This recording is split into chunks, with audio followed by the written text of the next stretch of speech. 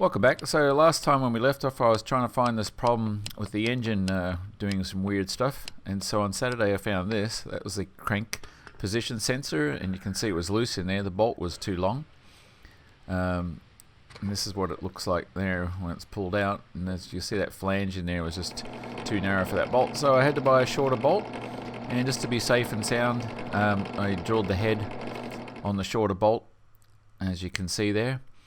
So when I put it in, I could safety wire it, and that way it's not going to come out. So there it is put in, and a bit of safety wire just around the connector in there. So that one's all sorted out, and after that I was ready to give it a test.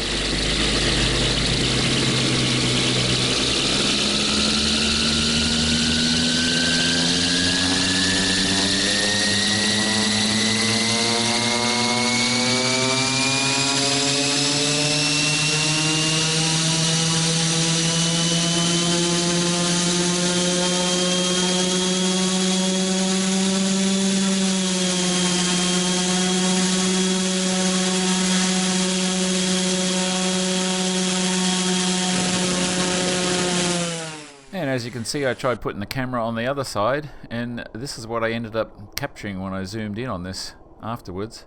I just happened to see what was going on here. So what you're looking at here is the idler pulleys there that put tension against the belts for the redrive. And you'll see in a second here they start jumping around, and what's causing that is the belt is slipping. There, you can see that. So the belt's jumping across the teeth on the bottom pulley, and every time it jumps across, the belt tightens, and that makes the idler pulleys there, or the wheels there, just jump around. So needless to say, I checked the alignment on the drive and actually readjusted it just to get them perfectly in line, and then tightened up the pulley and then gave it another try. Alright, so I don't have my inside camera working right now, battery's down, so I'm looking at you out of this one. Anyway, third time's a charm maybe. So the fix now is for this pulley being out of alignment, and also the tensioner too loose and the belt jumping. This is what I'm trying now. I realigned the pulleys and did a better job. They were aligned horizontally but not sort of in the vertical plane. So I realigned those nicely, and also adjusted the tensioner so it's tighter, but I have a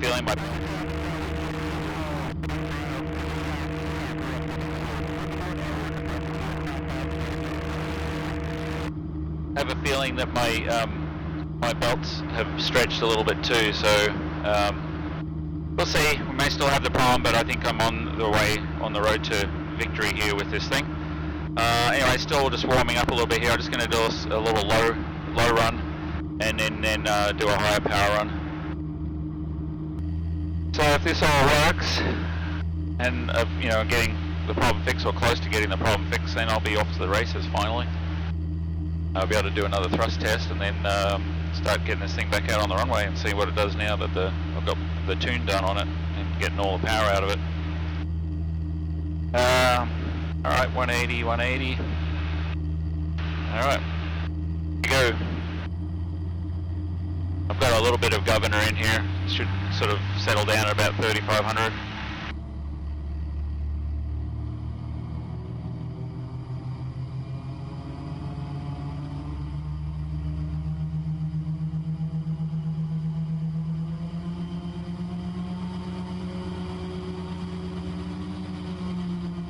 Governor, yeah, it's going to be 3,300 and something, 34.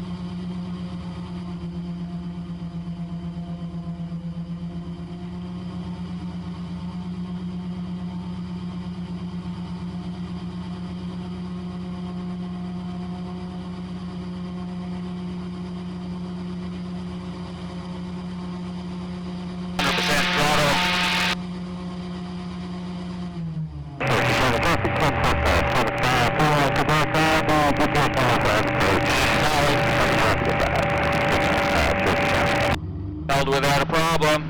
Woohoo! I think we might be there. Alright. See what that looked like. While that cools down, I'll do one more run, and then I'm taking it back and maybe do a thrust test. 20 gallons an hour. 3,400 RPM. EGTs were just getting over 1500 there, which is reasonable. I'm sure I was blowing some smoke. I still haven't adjusted the timing. Yeah, 13.7 after, so there was some smoke there, and the lambda 0.91. Yeah, so still running rich here, but I wanted to push it and see what it would do. All right, here we go with a little bit of timing.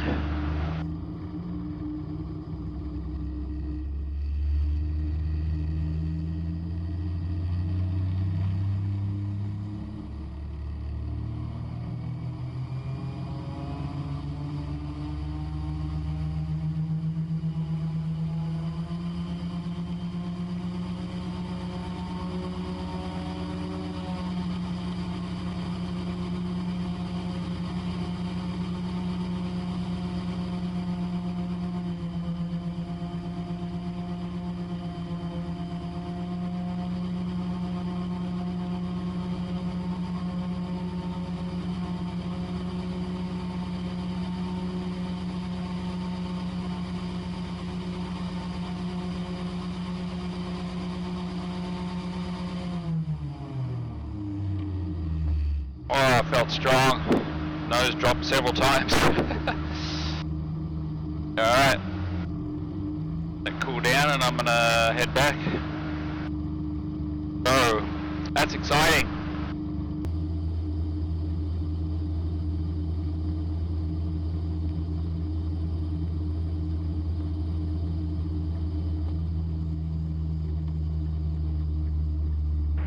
And Cherokee traffic, experimental 2 Tango Delta, clear of runway 5, Cherokee.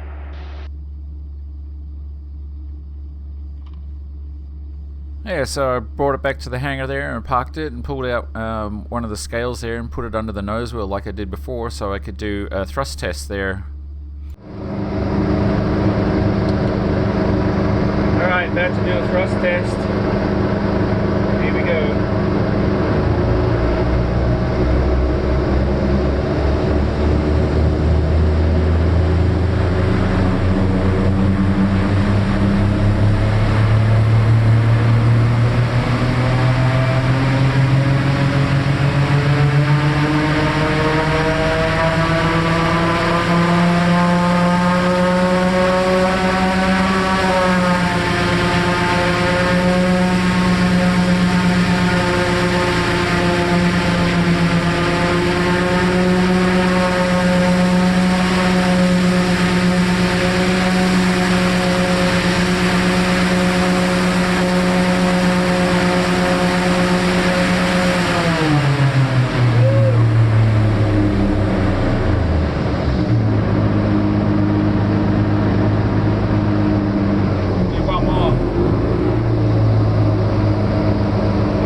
So that one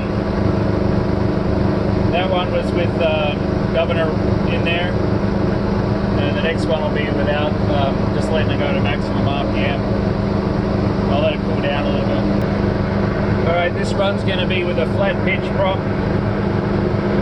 so it'll be 3800 RPM. We'll see how we go.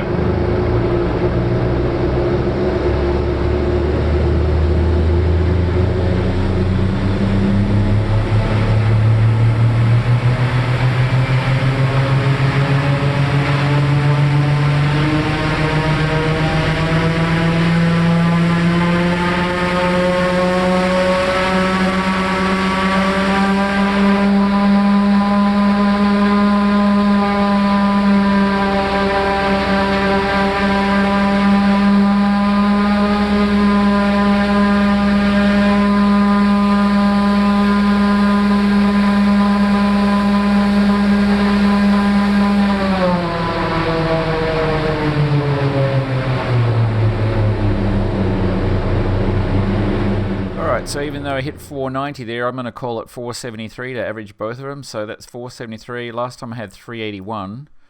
So that's a 24% improvement from last time. And the 807 I had thrust at the prop. So that gives me 1,001 pounds of thrust at the prop, which is awesome. Alright, so I'm out here again doing a bit of a test here. And I got my buddy Stuart with me. So keeping it south, he's from New Zealand, but lives here now too. So we're going to do some test runs here now that the belt problem's been fixed. I did a couple there yesterday, but now it's a super nice day out, and I'm going to do a few more runs here. Probably not going to get to take it out on the runway because it's pretty windy out here with the crosswind. So anyway, just going to do a couple of runs so you get to see that. So yeah, flat pitch. I'm going to put a bit of pitch in here. That should give it about 3,600 RPM.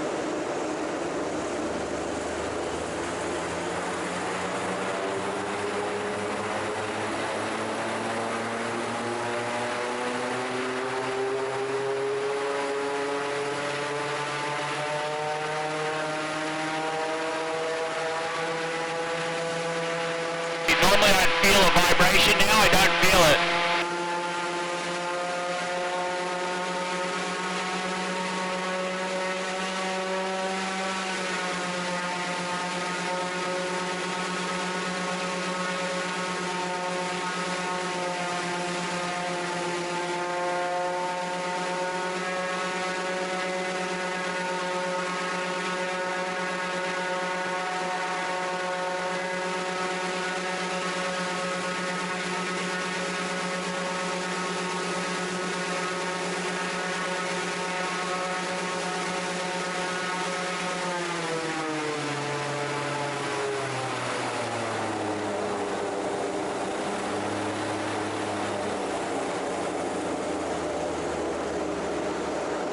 That was full throttle. That was full throttle? Yep. So now I can look at that graph from there. Alright, so Stuart's nice enough to get some outside footage for me. So I'm going to do a run here. See how this looks.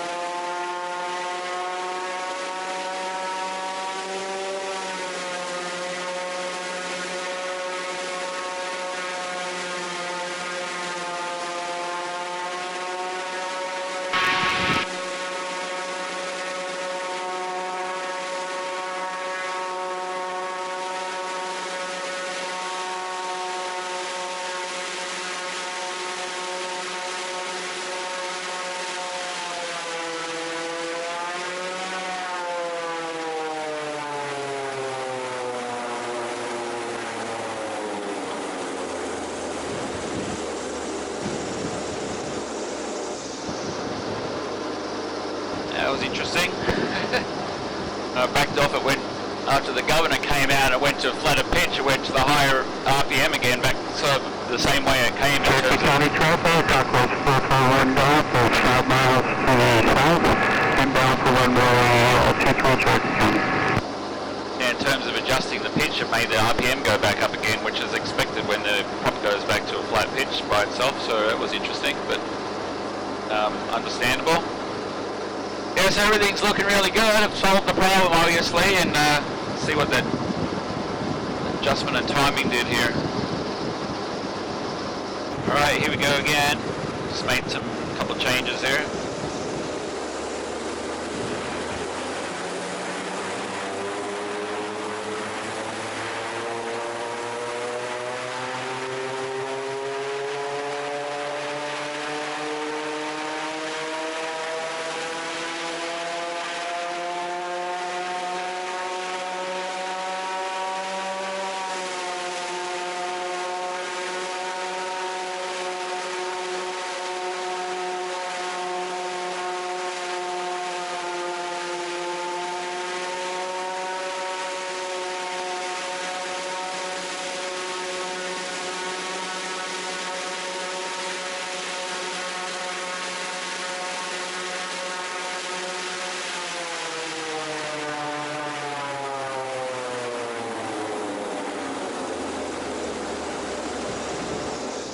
It might be my imagination, but it seemed like it took a lot more effort to get to the same EGT than with those changes, which is Good if that's actually what happened.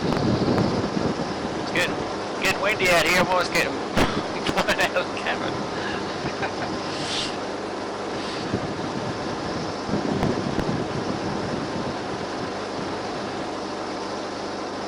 Whoa, 22.8 gallons an hour. Holy moly. Close to record.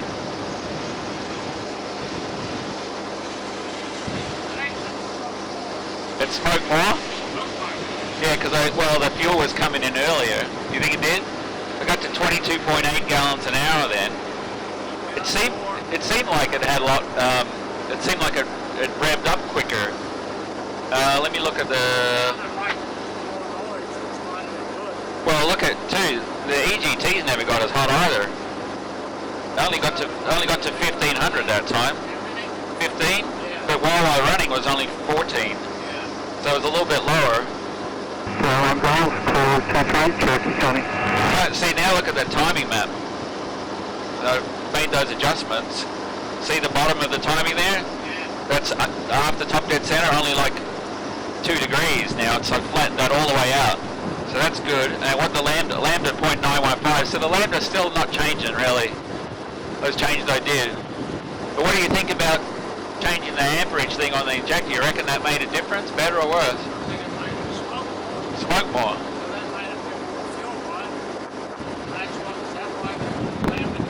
Well, the 0.92 to 0.91, that's all that changed.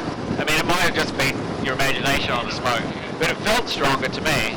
Well, the first time I didn't see the smoke. Right. It didn't come this time really late either. Right. It wasn't doing it, but it was still sitting like it was sitting there. They went late for the pump change. Right. Pump change later. Well, it keeps changing, yeah. As you build more power, yeah. Right.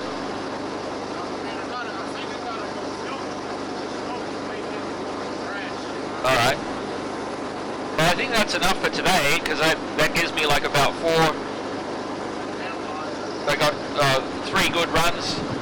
3 good runs to compare. Here we go.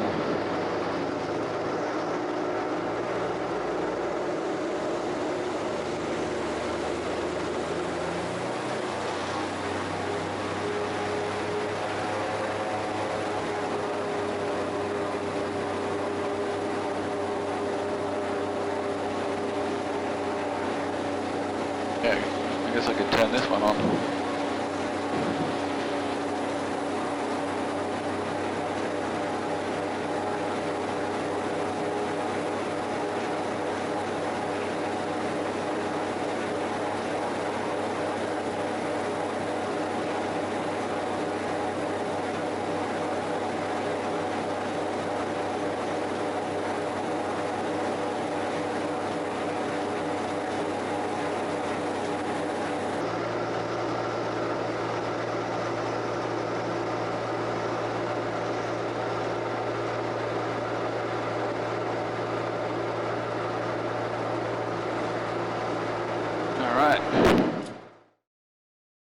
So this is what those 3 runs look like, and they're pretty much identical really, which is good. I mean, the engine is just performing, very smoothly now. There's no, different weird things going on. And as you can see for the last run there, here, at the start of where the governor kicked in, pretty much hovering around 3,500 RPM there, 3,500 RPM. And you see the fuel goes all the way up to, fuel flow goes up to about 22.3 gallons an hour. So I think that's the highest I think I've ever seen it there, where it's not like overly crazy rich. And the boost there, 43.6, so basically 30 pounds of boost there. And the EGT is 1,318 there, which is totally manageable. And even then, after I backed off and the EGT sort of spiked there, it's still only 1,540 or so. So it's way lower than I've had it before, so happy with that. So yeah, overall it's looking good. Over on the timing here, I think I still got some room for improvement here. As you can see there, the end of time, or the end of injection there, is varying a little bit. So they're minus 5.9 degrees after top dead center here. I'm like 3.2 beforehand. And then this section here is where I was working, where I leveled that out. That's probably pretty good. But yeah, I can do a little bit more work in there to even that out there through the different power range, and just make things basically a bit smoother there. And I can probably do something too with that yellow line, the fuel injector linearization. And on the lambda there, 1.6 in that area there, and of course that, as I was mentioning before in the video, goes down to 0.91, and at which point, you know, you're blowing smoke. Anything, I think in my case here, anything under about 1.0, you're blowing smoke. But, you know, do I want power or do I want smoke? I don't know. It's kind of a trade-off. And on the fuel pressure thing here, yeah, basically 195, and that's where I've got it pegged right now. And you know, the fuel pump's capable, I think, of 200 or maybe 220, but you know, that I don't need to push it any more than that. So yeah, overall everything's looking really good and problem solved. And next up now is getting it back out on the runway, and my goal is to work up towards 85 miles an hour slowly. And you know, getting the nose wheel off, and Mark's given me some numbers that if I get to 85 miles an hour and with the nose up 5 degrees, I should have enough to just get the mains off the ground. So anyway, that's the update for the first half of this week. Thanks again for watching, and tune in again on Saturday.